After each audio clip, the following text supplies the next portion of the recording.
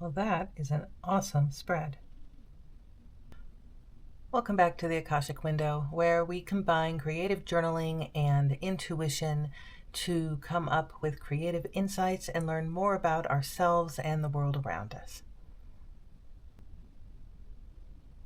Today on the Akashic Window, we are going to be working on our intention page. If you would like to see how this tarot spread is going to get worked into that intention page, stick around and find out.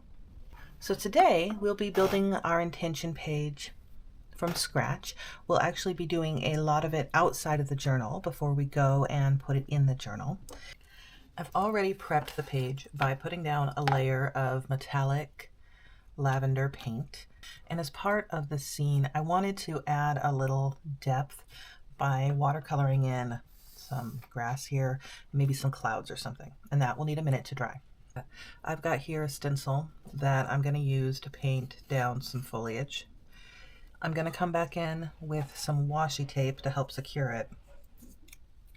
Go ahead and grab one of the washi tapes you're not going to use anyways.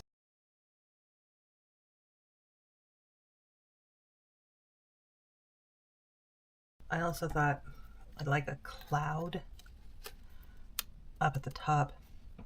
So I think I want a silver color for the clouds. I'm going to go with this one.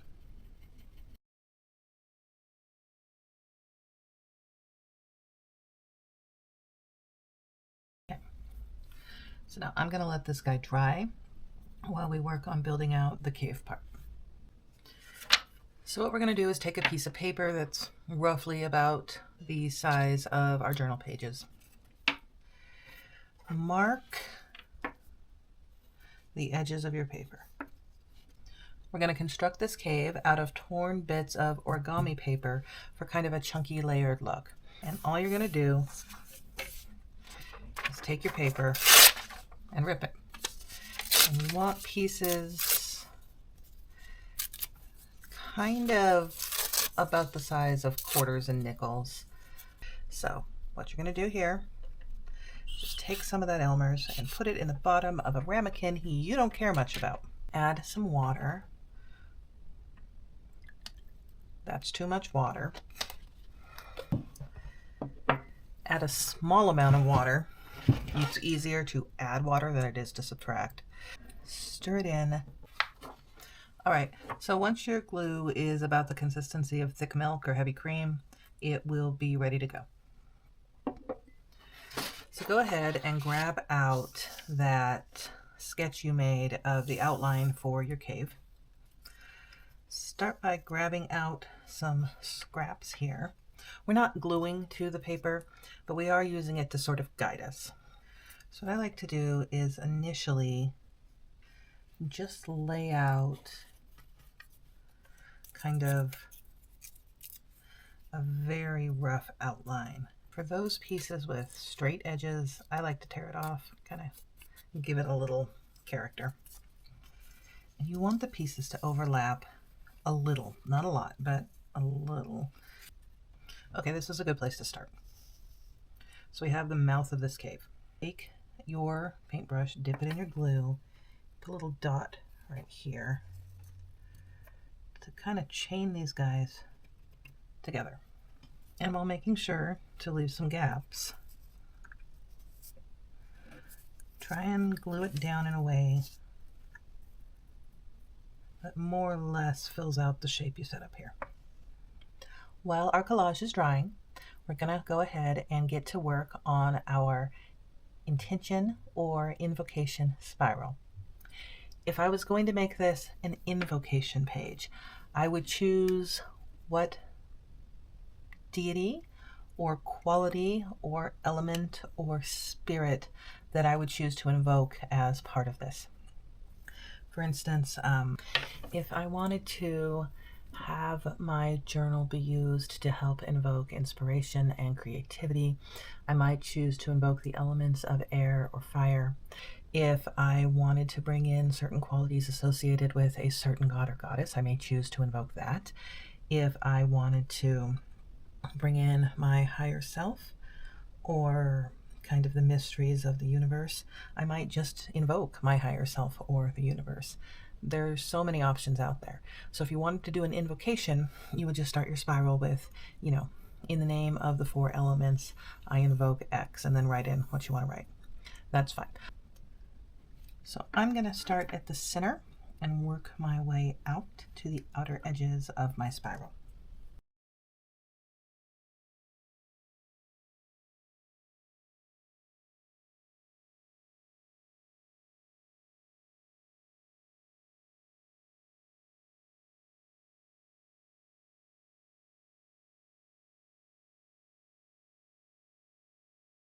So what my intentions or invocation spiral here says is, I make space for my intuition to flow into these pages. I allow curiosity to ignite my inspiration. I openly share my heart and soul with those who join me on this journey. I show gratitude for the blessings and the growth as I continue to learn and expand through the pages of this journal. In the name of the universal thread, I affirm these intentions. So that is my intention spiral, and that will go in the back of my cave on my intention spread. Now that we have got our separate pieces completed, we can go about assembling this intention page. Here we have the stenciled clouds and grass that we did previously. Before we start gluing things down, I'm gonna mark some places. This is our collaged cave, and I left one piece straight here to give myself kind of an idea of where that should go. The rest of it will just sort of fall in place. This will spill a little bit onto this page, and that is perfectly fine. I've got my spiral intentions here. And I'm going to put it down and see where I want it to sit. And just mark in where that's going to lie. And go ahead and put that back down. Lay the cave collage back. And what you're going to see is shining through all the gaps, we have the purple background, which is nice. But I wanted to give this cave a couple of things. I wanted to give it some gems. This is a crystal gem-filled cave. I wanted to clean up the edges. In the bigger gaps, I'm going to put down some stickers. So I'm going to come through on this outside page and just clean up that edge.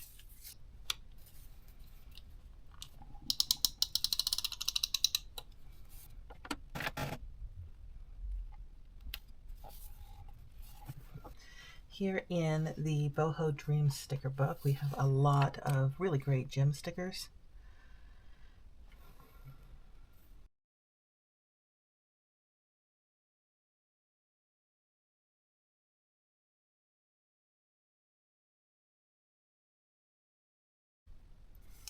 So once we've got the stickers down,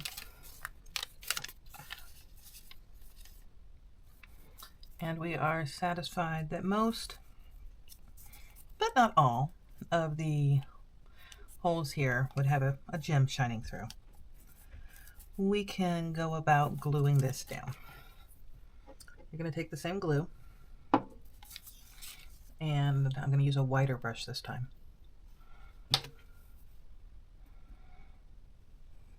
And I'm just going to spread it around kind of between the stickers.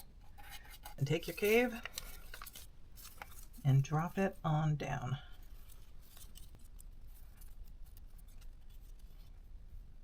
And just make sure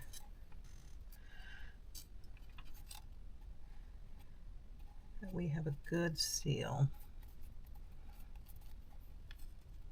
around most of the areas.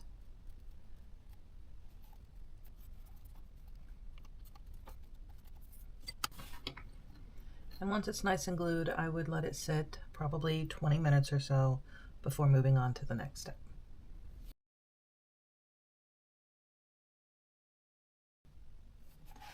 Once that's done, you may notice that there's some pieces that don't quite sit, and that's okay. Take your friend, the glue tape,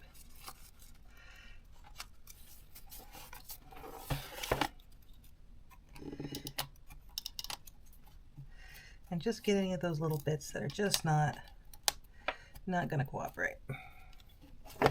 Now that we have the gems under the rock in this cave, I'm going to add some gems on the outside.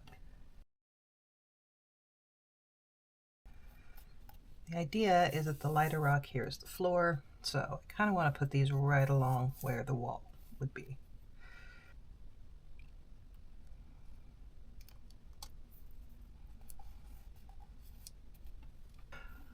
Over on the right here, I'm going to put in a little more decoration.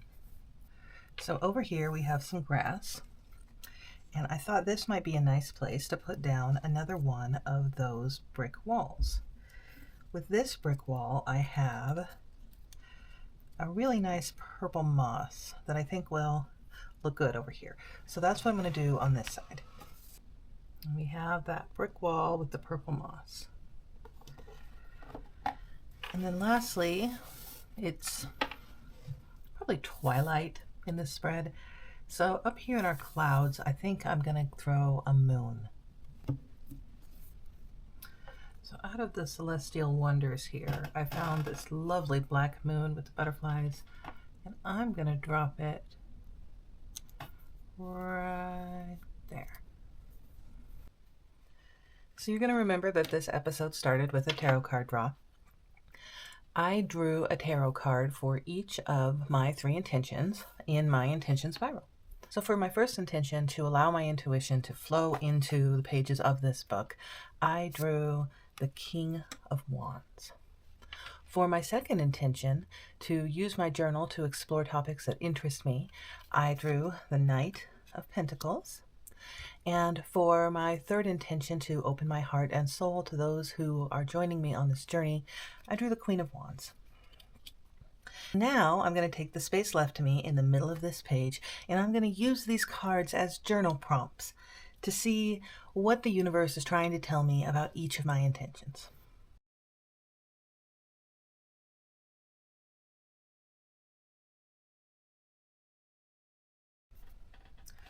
What are you telling us here, King? Let's see.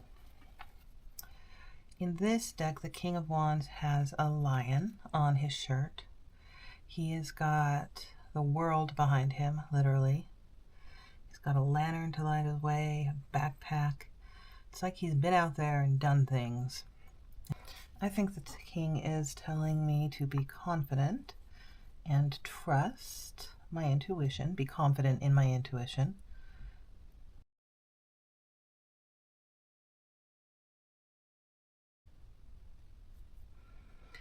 This king here, he's also very powerful. He emanates kind of power, control, stoicism. So I think what he's saying is to step in to your power. And because this is the King of Wands, and Wands embodies creativity, I think the message here is to step into your power and boldly create. Well, thank you, King. My next intention was to use this journal to deepen my knowledge of spiritual, metaphysical, New Age topics, and to really get a deeper understanding of that.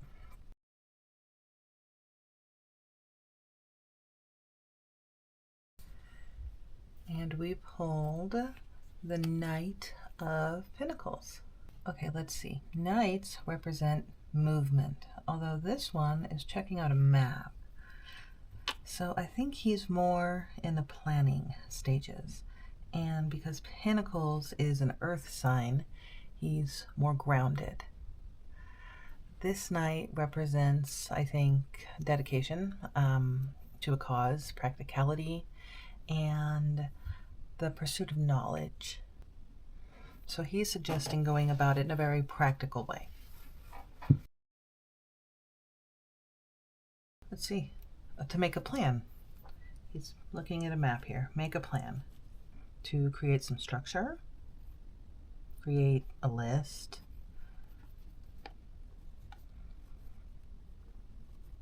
to be systematic in how we approach this. And since he's about both knowledge, the learning, and practicality, you know, the feet on the ground part of it, I think he's telling us that we have to put what we learn into practice. Well, thank you, Knight. And my last intention was to use this journal and this channel to give myself a mechanism to share more with the world, to give my thoughts, insights, and to allow myself to be vulnerable. So the card I pulled for that was the Queen of Wands. I think it's interesting that this entire spread has consisted of court cards. I think that there is definitely a message in there, and I'm going to think on that some more. But the Queen here has some very specific messages, I think. So the Queen of Wands, she is, well, clearly she's the feminine counterpart to the King of Wands we had up here. She is the queen of the fire symbol, and so she has fire qualities, warmth, passion, and she's a queen, so she has some of those feminine qualities, connection, authenticity. So I think she's encouraging those traits. So she's encouraging showing passion or interest, being authentic. She seems to embody feminine power. Like just what I see her giving off there is, you know, feminine strength. She knows her own power. And so I believe that she's also talking about stepping into power, stepping into feminine energy, and claiming what is yours. And I think that's actually the common theme between all three of these cards, is power in its own way. And I like that message. I think it really resonates with what I'm trying to do here. To use this journal to step up and to own your power, to own your ability to be confident, to own your ability to be creative, and to own your ability to be authentic and to not hide. And so really, I like the spread. I like these cards. This has been a really great episode. And with that, we are finished with our intention page. So we have here our cave to symbolize mysteries, the subconscious, going on a journey. We have our intentions written out in a spiral. The spiral, of course, representing expansion and continuing growth. We have our journal prompt based on the tarot cards and the insights that they were able to provide. And we have just some nice embellishments and this pretty purple background. So thank you for joining me on this journey. Be sure to stay tuned for the next episode, where we will be exploring how to recognize our intuition and how to distinguish it from our anxieties or our inner critics. Till next time, trust your intuition, embrace your creativity, and keep shining your light. We'll see you soon.